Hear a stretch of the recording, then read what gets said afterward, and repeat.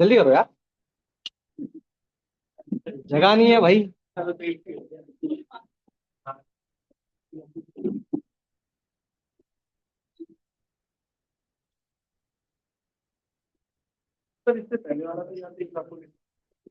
एक हफ्ते की बात है। वो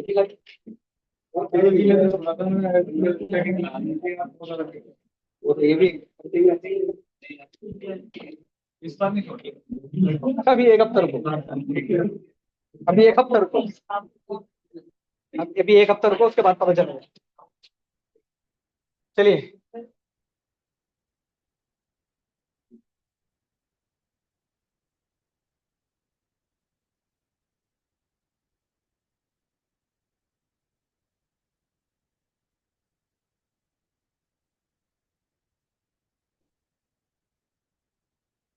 एक्सेल पढ़ाई किसने इससे पहले?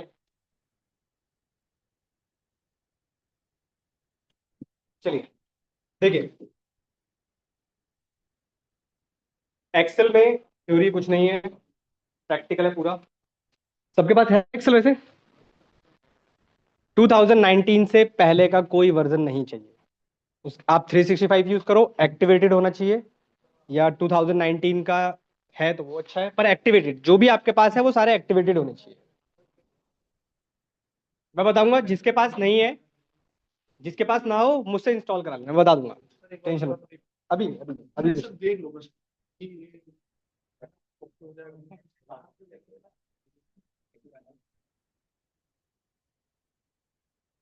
2013 हो जाएगा ना?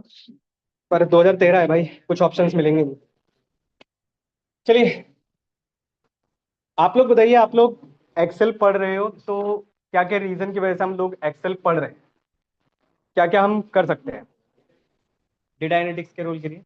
चलो आपको थोड़ा सा एक्सप्लेन कर देता हूँ। देखो, आप लोगों में से मैक्सिमम शायद कोर्स डीए का ही होगा। कोई ऐसा जिसका फुल स्टैक वगैरह है, या डेटा साइंस होगा ज्यादा से ज्यादा, है ना? डेटा साइंस या डेटा एनालिटिक्स। जिन लोगों का डेटा साइंटिस्ट का है, उन लोगों के लिए एक्सेल इतना कोई सच रिक्वायरमेंट नहीं है। बट आपको होकर जाना पड़ेगा डीए से, तो अल्टीमेटली ये भी रिक्वायरमेंट में आ ही जाएगा। मैं आपको थोड़ा सा एक्सप्लेन कर देता हूँ, सुनो।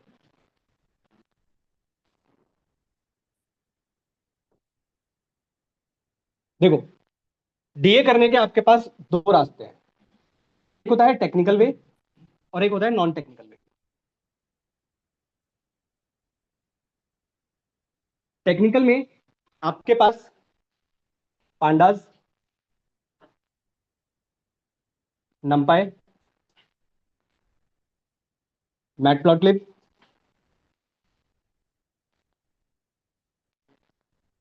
और सीबॉन, ये चारों पाइथन की जो लाइब्रेरीज हैं आपको आनी ही चाहिए। ठीक है, पर अगर आप टेक्निकल से जा रहे हो या जिनका बैकग्राउंड टेक्निकल से है ऑलरेडी, उनके लिए बेस्ट है। नॉन टेक्निकल में आपके पास आ जाता है एक्सेल। ठीक है, पावर बीआई।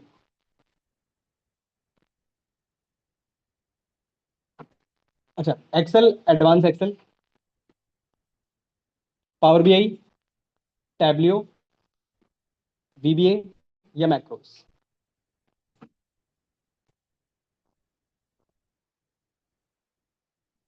हम लोग दोनों ही पढ़ते हैं, पर हो सकता है आप लोगों में से काफी लोगों का जो बैकग्राउंड है, नॉन टेक्निकल हो या टेक्निकल हो, तो दोनों ही आपके लिए रिक्वायरमेंट करेगा, और दोनों ही आप रास्ते से डीए की तरफ जा सकते हो। डीए के बाद मशीन लर्निंग, मशीन लर्निंग के बाद आपका डेटा साइंस। तो यहां से होकर आपको जाना ही पड़ेगा। अच्छा, आपके जो सिलेबस में है या जो आपको कोर्स दिया गया है उसमें सिर्फ एडवांस एक्सेल है, तो बेसिक एक्सेल आता है। हम लोग बेसिक से ही स्टार्ट करेंगे, जीरो से। ठीक है, थोड़ा सा टाइम टेकिंग है, मैं पहले से ही बताकर चलता हूँ, कम से कम 2 महीने लगते हैं। तो पेशेंस रखना, तभी कंप्लीट हो पाएगा। 2 महीने से लेकर 2.5 महीने पहुंचता है, पर 2 महीने में ऑलमोस्ट कंप्लीट हो जाता है। देखो, आपने एक डेटा एनालिटिक्स का कोर्स सुना होगा और एक आपने बिजनेस इंटेलिजेंस का कोर्स सुना होगा, बिजनेस डेटा एनालिटिक्स। इसके लिए मैं आपको एक चीज बता देता हूँ। अगर आपको डेटा एनालिटिक्स बनना है तो भाई आपको ये पूरा ही आना चाहिए। अगर आपका सिर्फ रिक्वायरमेंट है कि आपको जॉब चाहिए, MIS हो गया, ठीक है, या फिर आपका रिक्वायरमेंट हो गया कि BI की तरफ जाना है, तो आप सिर्फ 3 चीजों पर फोकस करना और उसको अच्छे से रखना। क्या क्या?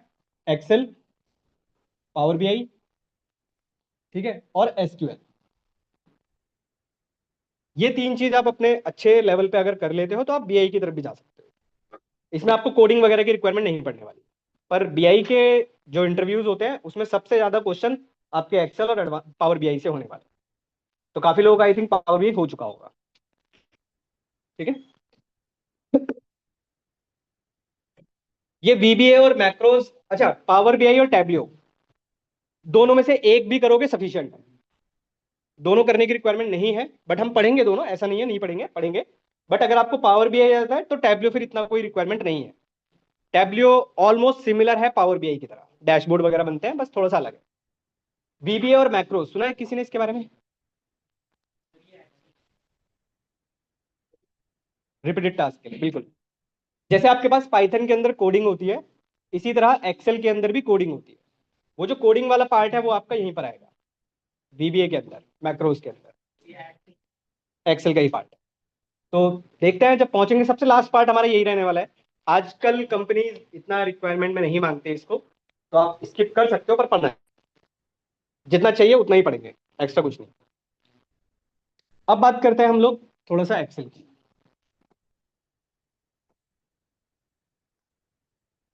आप लोग बताइए एक्सेल से आप क्या क्या कर सकते हो?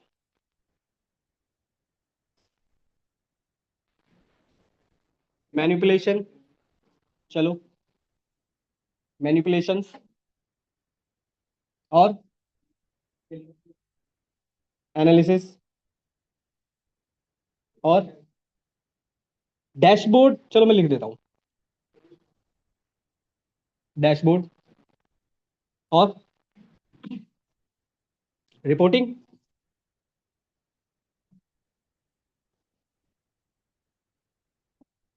और कोई? क्लीन, ठीक है, और इसके अलावा मेंटेन,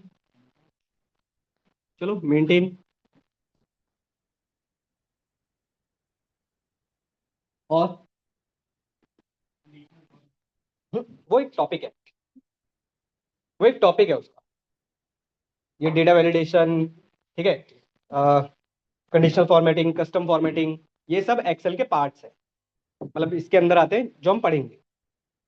और इसके अलावा मतलब,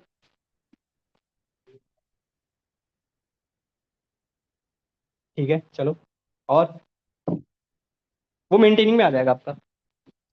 ठीक है, और फ्लेक्सिबिलिटी मतलब किस वे में?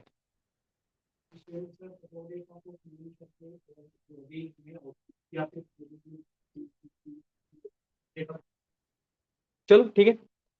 देखिए, एक्सेल का जो सबसे इंपॉर्टेंट टास्क है वो आपके 3 है इनमें से।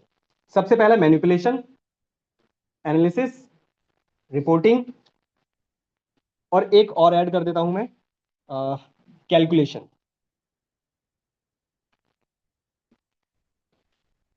ये जरूर याद रखिएगा। क्लीनिंग आता है, क्लीनिंग हम लोग power BI, sorry, power query में करेंगे चलकर, एक्सेल का ही पार्ट है। पर ये 3 जरूर याद रखना। मैनिपुलेशन का मतलब पता है किसी को? चेंजेस। मैनिपुलेशन का मतलब होता है चेंजेस करना।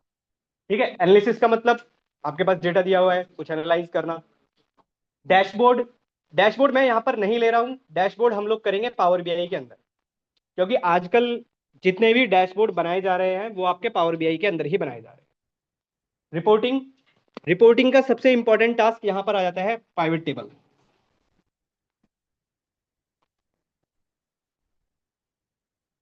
ये एक टॉपिक है अलग से, इसके बारे में ही पढ़ना है। क्लीनिंग तो आपको पता है कि रॉ डेटा है हमारे पास, उसको क्लीन करना। एग्जाम्पल के तौर पर आपके पास कोई डेट, अच्छा, एक्सेल का स्ट्रक्चर क्या है? रोज एंड कॉलम्स, टेबल स्ट्रक्चर, ठीक है ना, सबको पता है इसके बारे में। कैलकुलेशन, वही आप कुछ फॉर्मूलाज लगाना, प्लस माइनस, छोटे छोटे बहुत सारी चीजें, ठीक है। थ्योरी वगैरह नहीं है हमारे पास इसमें कुछ। एक्सेल के लिए एक वर्ड, एक और चीज याद रखना, कभी कभी आ जाता है आपके एमसीक्यूज में आ जाता है, कि एक्सेल के अंदर मैक्सिमम कितनी रोज आप स्टोर कर सकते हो। अबव 10 लाख। जब स्टार्टिंग में इसका एक वर्जन, अच्छा एक्सेल से पहले हमारे पास डेटा स्टोर करने के लिए कुछ नहीं था क्या, एमएस एक्सेस से पहले?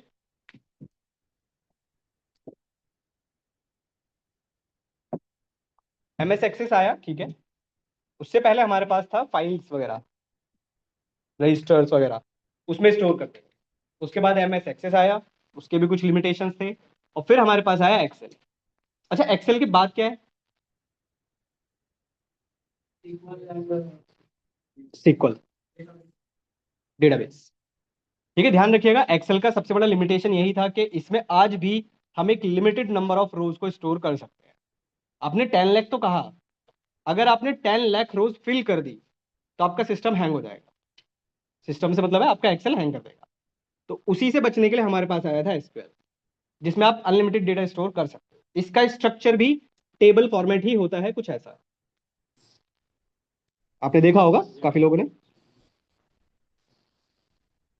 टेबल स्ट्रक्चर आप लोगों ने देखा होगा ना, कुछ ऐसा ही है, ठीक है। चलते हैं जरा एक्सेल की तरफ, देखते हैं कुछ बेसिक बेसिक चीजें।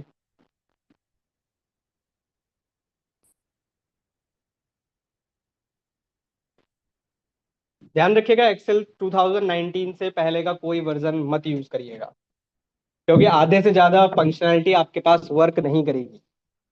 बहुत सारे ऐसे फंक्शंस हैं, ऐसे पैरामीटर्स हैं जो इसके अंदर आपको नहीं दिखाई देंगे। एक सेकंड में जूम कर देता हूँ।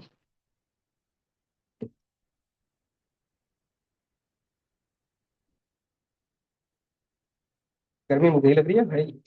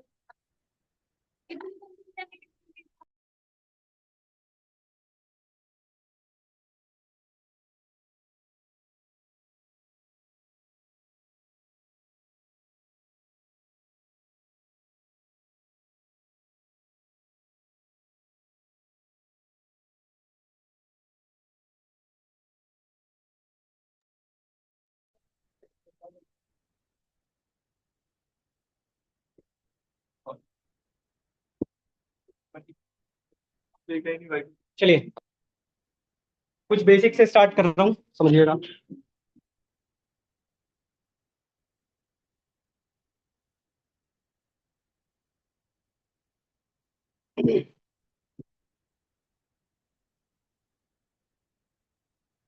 देखिए, आपने एक्सेल सबने देखा होगा, अपने सिस्टम पर नॉर्मली भी यूज किया होगा, ठीक है।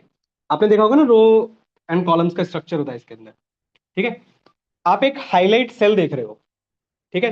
ध्यान रखिएगा, जहां पर भी आप क्लिक करते हो और जो भी सेल पर आपने क्लिक किया है उसको बोलते हैं एक्टिव सेल।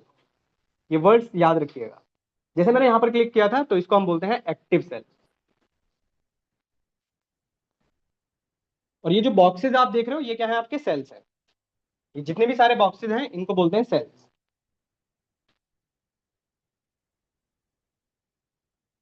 आपको ऊपर की तरफ ABCD कुछ दिखाई दे रहा होगा, और रो में आपको 1 2 3 दिखाई दे रहा होगा। तो ध्यान रखिएगा, ये जो है आपके कॉलम्स हमेशा किससे रिप्रेजेंट होंगे, अल्फाबेट से, ABCD समथिंग लाइक दैट। और जो रोज हैं वो आपके किससे डिनोट होंगे, 1 2 3 से। ठीक है। कभी भी आपको ये वर्ड यूज नहीं करने हैं, क्योंकि बाई चांस हम लोग गलतियां ये कर देते हैं कि आप लोग यूज करते हो, जैसे मैं यहाँ पर क्लिक कर देता हूँ तो आप लोग भी बोलोगे सर यहाँ पर क्लिक कर दो। कहाँ पर क्लिक कर दो भाई? तो आपको वर्ड यूज करना है सेल रेफरेंस। सेल रेफरेंस कैसे यूज करना है वर्ड, एग्जांपल समझिएगा। आपने इधर देखा, आपने इधर क्लिक किया तो कौन से कॉलम पर क्लिक किया? एच। और कौन सी रो पर क्लिक किया है? 6। तो आपको जो वर्ड यूज करने हैं वो आपको यूज करना है, जैसे एग्जांपल के तौर पर H6। आपको ये वर्ड यूज करना है।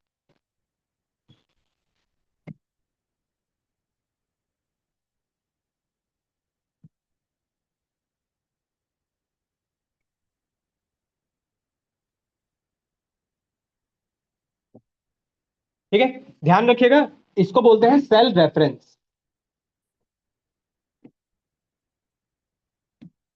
यही वर्ड आपको भी यूज करने हैं D6 5 या फिर D5 C5। यही वर्ड आपको यूज करने हैं आगे के लिए। ध्यान रखिएगा, इनको बोलते हैं सेल रेफरेंस। यहाँ तक कोई डाउट? चलें आगे। अब ऊपर से स्टार्ट कर रहा हूं। देखो, सबसे ऊपर आपको कुछ शॉर्टकट्स अपने स्क्रीन पर भी दिखाई दे रहे होंगे। ये वाला, इसको बोलते हैं, इसको बोलते हैं क्विक एक्सेस टूल बार।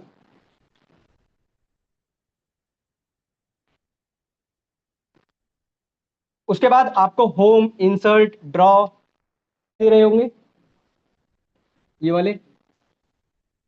ठीक है, इनको बोलते हैं टैब्स या मेन टैब्स। ठीक है, इनको बोलते हैं मेन टैब्स। ये बॉक्स आपको एक दिखाई दे रहा होगा, यहां से लेकर यहां तक, ये वाला। इस बॉक्स को बोलते हैं रिबन।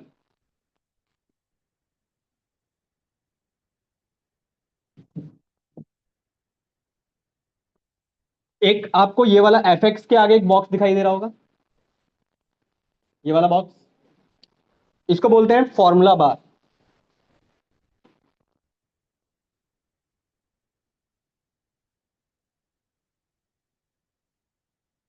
ये सब मैं इसलिए बता रहा हूं क्योंकि ये वर्ड आपको यूज करने ही पड़ेंगे।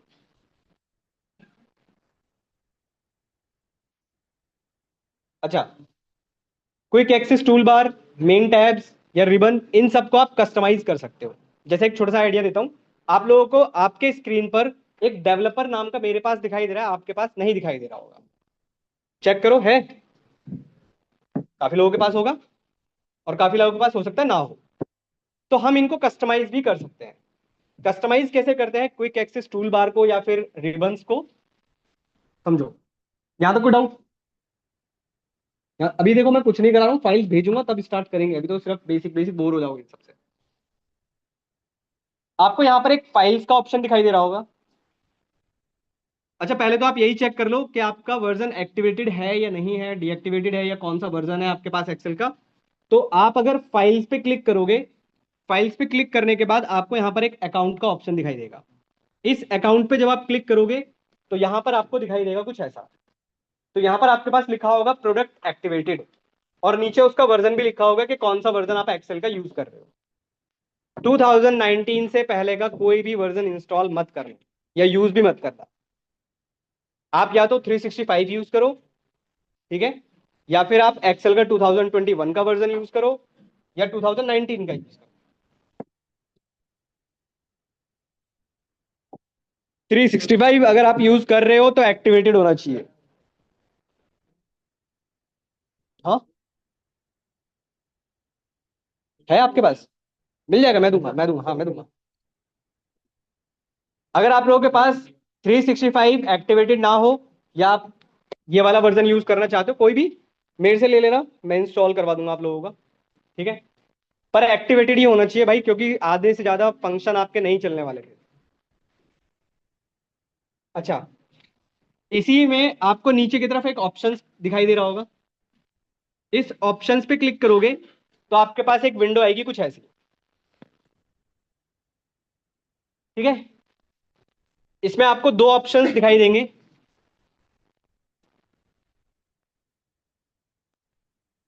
एक आपको दिखाई देगा कस्टमाइज रिबन, और एक आपको दिखाई देगा क्विक एक्सेस टूल बार।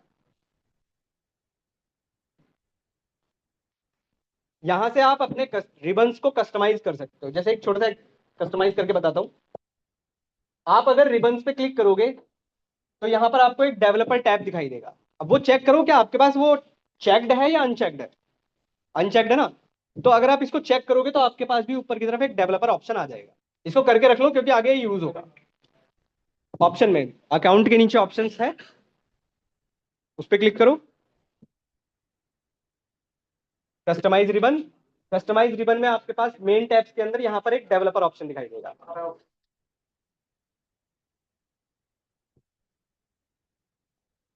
ठीक है, हो गया। इसी तरह क्विक एक्सेस टूल बार है। अगर आपको कुछ यहाँ ऐड करना है तो सिंपल है। जैसे आप यहाँ पर क्लिक करोगे, ऐड पे क्लिक करोगे, ओके करोगे, तो यहाँ पर क्विक एक्सेस टूल बार में आपको वो ऑप्शंस दिखाई देंगे। ये सब इंपॉर्टेंट नहीं है बट पता होना चाहिए इनके बारे में।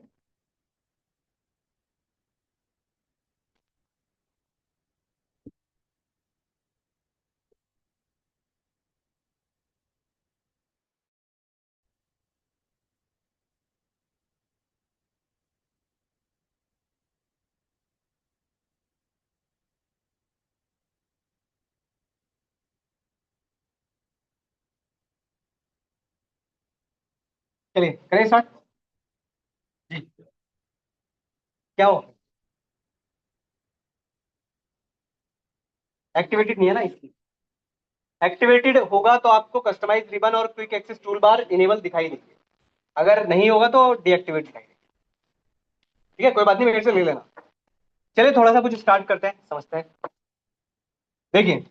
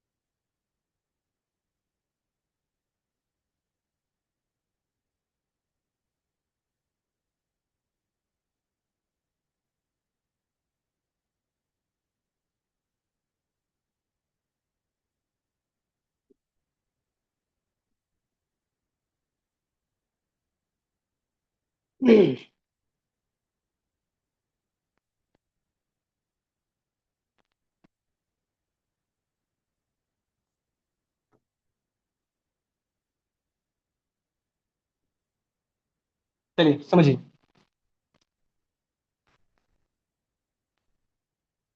अरे कुछ भी लिख सकते हो, जरूरी नहीं है यही लिखोगे। कुछ भी लिख सकते हो। यहाँ तो मुझे सिर्फ समझाना है। एक बेसिक चीज समझो पहले। एक पॉइंट समझना। अगर आप किसी भी सेल पर हो, ठीक है, और अगर आप एंटर प्रेस करते हो, तो एंटर अगर आप प्रेस करोगे तो आपका जो टैब है वो नीचे आएगा, कर्सर नीचे आ जाएगा। और अगर आप टैब प्रेस करते हो तो साइड में जाएगा। ठीक है, इस चीज का ध्यान रखना। अब यहां पर मैं क्या समझा रहा हूं वो समझो, ये इंपॉर्टेंट है। ये आगे के लिए भी ध्यान रखना, पावर बीआई वगैरह के लिए, और यहां पर भी ध्यान रखना। देखो, सुनिए, एक पॉइंट समझिएगा ध्यान से। आपने नेम लिखा, मार्क्स लिखा, रिजल्ट लिखा और कुछ नेम लिखे। अगर आपको एक्सेल में कुछ डेटा मिलता है, उस डेटा को आपको कैसे पहचानना है समझना। अगर आपको कोई भी टेक्स्ट टाइप ऑफ डेटा हमेशा लेफ्ट साइड में ही दिखाई देगा।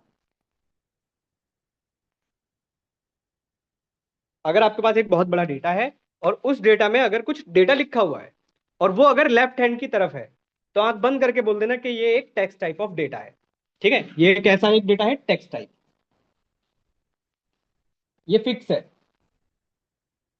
अगर आपको कुछ और दिखाई देता है और वो डेटा आपको राइट हैंड की तरफ दिखाई देता है, जैसे ये आपको राइट हैंड की तरफ दिखाई देगा हमेशा। इससे आप क्या पहचानेंगे, न्यूमेरिकल टाइप ऑफ डेटा। ठीक है, ये कैसा डेटा होगा इसके अंदर? Numerical type of data.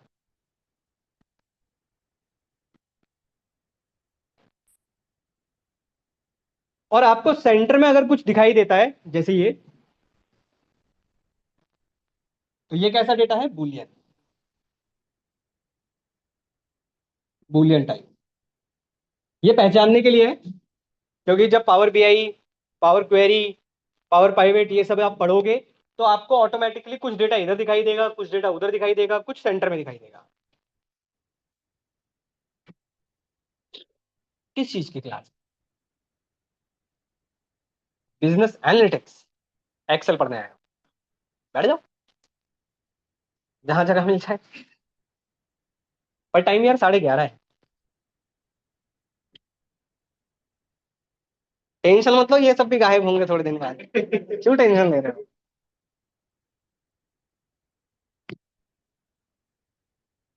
हाँ।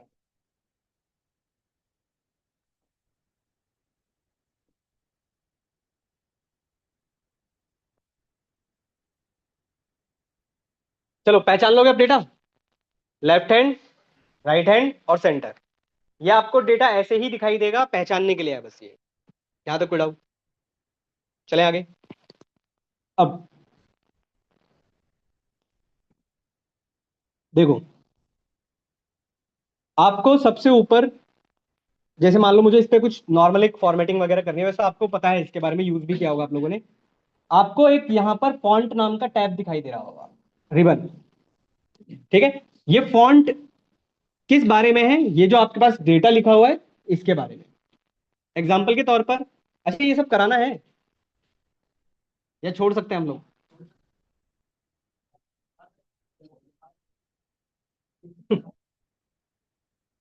चलो छोड़ो। अरे ये सब पता है ना, बोल्ड, इटैलिक, अंडरलाइन, आता है ना ये सब? हाँ, चैनल का लिंक भेजना भाई साहब। बिल्कुल भाई। अच्छा ये बताओ, अलाइनमेंट पता है सबको?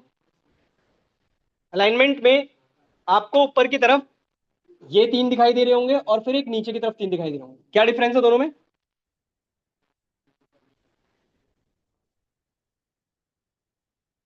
ठीक है, ध्यान रखिएगा। ऊपर को जो आपको दिखाई दे रहे हैं, कुछ ऐसा दिखाई दे रहा होगा। ठीक है, टॉप, सेंटर या मिडिल, बॉटम। और जो उसके नीचे है वो है लेफ्ट, राइट, सेंटर। ठीक है, उसके बाद आपको एक दिखाई दे रहा होगा, ये मर्ज एंड सेंटर हमारे लिए इंपॉर्टेंट नहीं है। Rap test. रैप टेस्ट का मतलब होता है कि अगर आपके पास किसी सेल में बहुत सारा डेटा हो गया है, तो उसको उसी सेल में एडजस्ट करना। ये सब छोड़ो, इन सबको, ये हमारे लिए इंपॉर्टेंट नहीं है। ध्यान रखिएगा, डेटा सेलेक्ट कुछ ऐसे करना है। इस पे आप कुछ भी फॉर्मेटिंग कर सकते हो, आपकी चॉइस है। अच्छा, बकेट वाला जो ऑप्शन है, ये आपके पास होता है सेल का कलर। ध्यान रखिएगा, या बैकग्राउंड कलर आप बोल सकते हो। और जिसपे ए के ऊपर कलर लिखा हुआ है वो किसका कलर है? टेक्स्ट का कलर। ठीक है, इसी में एक बॉर्डर का भी ऑप्शन है आपके पास, कुछ ऐसा।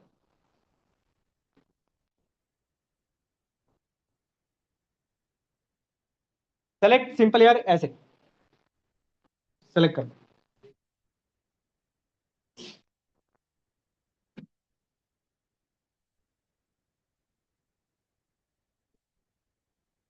चलो कुछ शॉर्टकट सीखते हैं।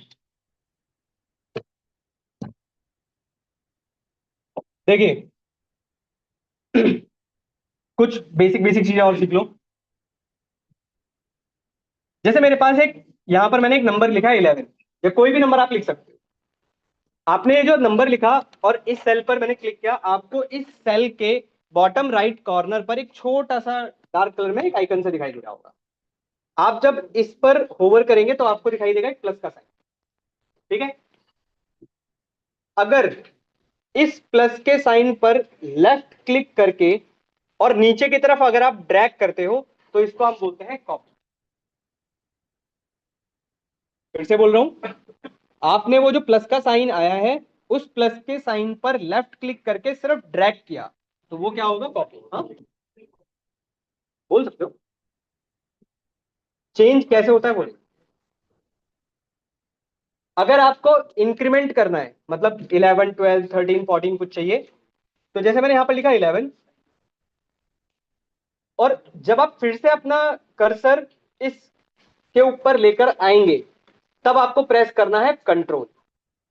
तो कंट्रोल प्रेस करने पर उस प्लस के ऊपर भी एक और प्लस आ जाएगा, और फिर लेफ्ट क्लिक करके ड्रैग करेंगे नीचे की तरफ, तो इसको हम बोलते हैं इंक्रीमेंट। ठीक है, ध्यान रखिएगा।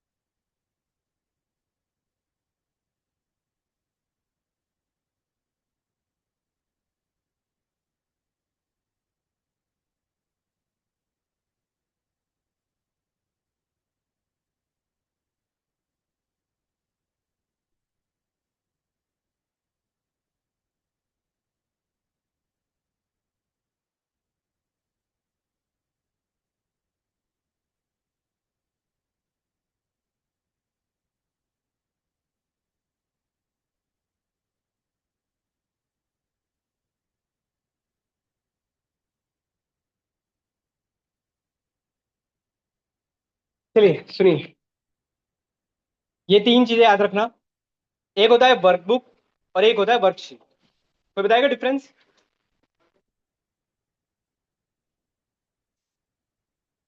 ठीक है, वर्कबुक को आप बोल सकते हो workbook is a collection of worksheet, simple. पर आगे के लिए अभी से पहली क्लास से ही बताकर चल रहा हूं, आगे के लिए खासकर, वर्कबुक को आप पहचानोगे स्क्वायर ब्रैकेट से, वर्कशीट को आप पहचानोगे सिंगल कोट से, और सेल रेफरेंस को आप पहचानेंगे एक्सक्लेमेशन मार्क से।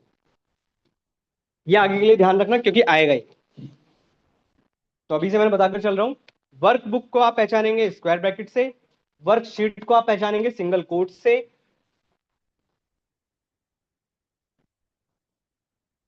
सिंगल कोट से, और वर्कशीट को आप सॉरी सेल रेफरेंस को आप पहचानेंगे एक्सक्लेमेशन मार्क से।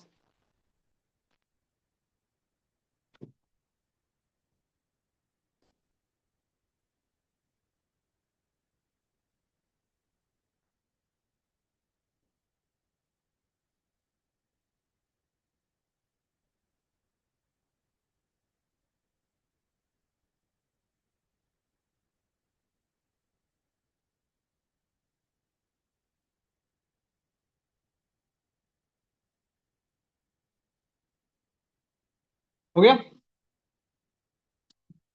चलिए, आपको यहां पर, आपको अपने एक्सेल पे यहां पर दिखाई दे रहा होगा शीट 1 और एक प्लस का आइकन। ठीक है, शीट 1 शीट 2 शीट 3, प्लस के साइन से आप मल्टीपल शीट्स ओपन कर सकते हो, डबल क्लिक करके नाम भी चेंज कर सकते हो। ठीक है, ये सब बेसिक बेसिक चीजें हम अभी फिलहाल छोड़ देते हैं। आइए कुछ सीखते हैं।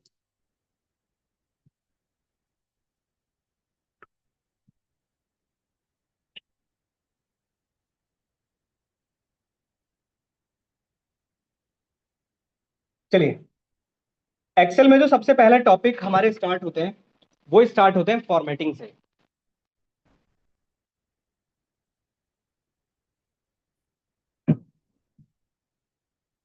एक्सेल के अंदर हमारे पास दो टाइप के फॉर्मेटिंग है। पहला होता है कस्टम फॉर्मेटिंग,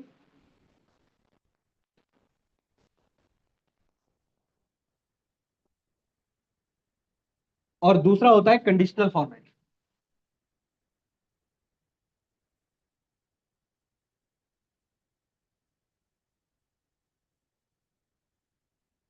ठीक है, कस्टम फॉर्मेटिंग से स्टार्ट करेंगे, और शॉर्टकट याद रखिएगा इसका, कंट्रोल+1।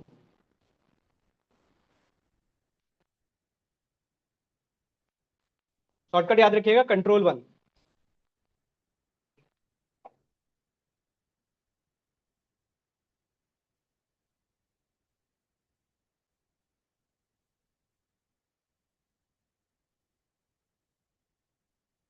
ठीक है, समझिए, देखिए स्टार्ट करते हैं, समझो। कस्टम फॉर्मेटिंग का क्या मतलब है, कैसे ओपन होगा, समझो। हमारे पास एक्सेल के अंदर ऐसा कोई तरीका नहीं है कि हमारे पास स्टार्टिंग में एक जीरो लग जाए। बेसिक आइडिया बता रहा हूँ जीरो लगाने का। अगर मैं लिखता हूँ 0 1 1 1, कुछ ऐसा लिखा मैंने, तो क्या ये जीरो आएगा? इसको बोलते हैं ट्रेलिंग जीरो। पाइथन में भी नहीं आता है, एक्सेल के अंदर भी नहीं आता है।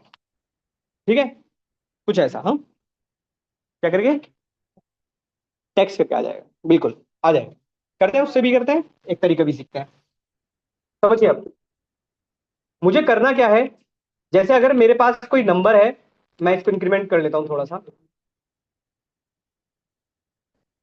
जैसे मेरे पास नंबर्स हैं, इन नंबर्स से पहले मुझे जीरो लगाना है। पर अगर मैं डायरेक्ट जीरो लगाऊंगा तो मेरे पास आएगा ही नहीं। ठीक है, तो कैसे लगाना है समझो। सबसे पहले डेटा को सेलेक्ट करो, जो भी आपने बनाया नंबर, नंबर सेलेक्ट करो, कंट्रोल 1। कर लो आराम से, कोई नहीं, कोई दिक्कत नहीं भाई।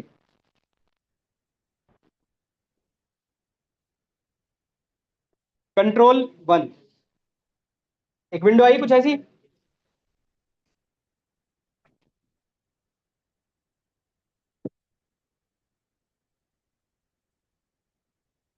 कंट्रोल 1 हो गया। पीछे दिखाई दे रहा है? नहीं, पीछे दिखाई दे ही नहीं रहा होगा तो बोलते क्यों नहीं हो? मुझे ही नहीं दिखाई दे रहा, आपको क्या दिखाई दे रहा होगा? पर हमें ऐसे तो करते क्यों नहीं हो? हाँ? ऐसे दिखाई दे रहा है। अच्छा, बोल रहा हूँ, चलिए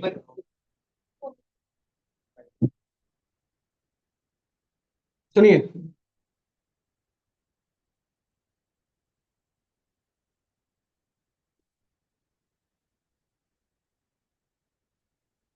सुनिए, हमारे पास कस्टम फॉर्मेटिंग में दो ऑप्शंस आते हैं, एक का नाम है हैश और एक का नाम है एट द रेट। हैश को बोलते हैं एनी नंबर। याद रखिएगा, अभी करेंगे क्वेश्चंस तब आपको समझ में आएगा। ठीक है, और इसको बोलते हैं अदर देन नंबर।